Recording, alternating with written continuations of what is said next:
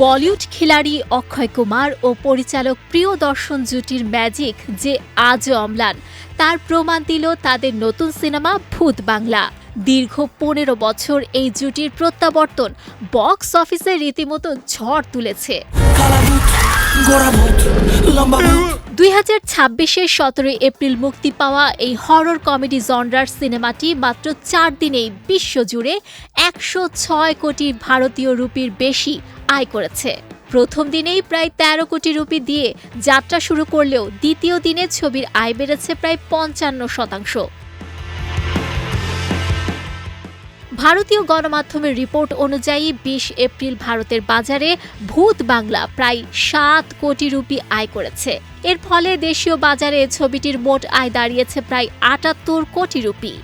অন্যদিকে প্রথম 4 দিনে দেশের বাইরে থেকে সংগৃহীত হয়েছে প্রায় 29 কোটি রুপি।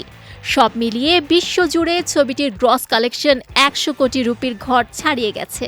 মুক্তির অপেক্ষায় থাকা অন্যান্য বড় বাজেটের ছবিগুলোকে টেক্কা দিতে অক্ষয়ের এই সাফল্য এখন বলিপাড়ার টক অব দ্য টাউন।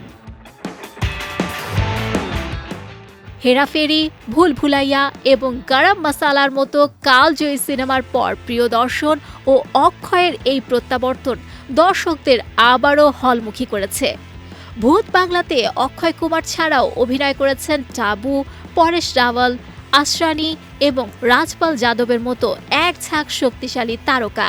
পাশাপাশি নতুন প্রজন্মের অভিনেত্রী ওয়ামিকা গাব্বির পারফরম্যান্সও দর্শক ও সমালোচকদের মাঝে দারুণ প্রশংসা কুড়াচ্ছে। এই সাফল্যের রেশ কাটতে না কাটতেই অক্ষয় কুমারের হাতে রয়েছে বেশ কিছু বড় বাজেটের সিনেমা। সামনে আসছে ওয়েলকাম টু দ্য জঙ্গল, হাই ওয়ান এবং গোলমাল 5। এছাড়া সম্প্রতি এক সাক্ষাৎকারে অক্ষয় জানিয়েছেন আদিত্য ধর বা সন্দীপ রেড্ডি ভাঙার মতো আলোচিত পরিচালকদের সঙ্গে কাজ করতে তিনি ভীষণ আগ্রহী। ভূত বাংলার এই বিশাল সাফল্য অক্ষয়ের ক্যারিয়ারে যে নতুন অক্সিজেন যোগ করল তাতে কোনো সন্দেহ নেই।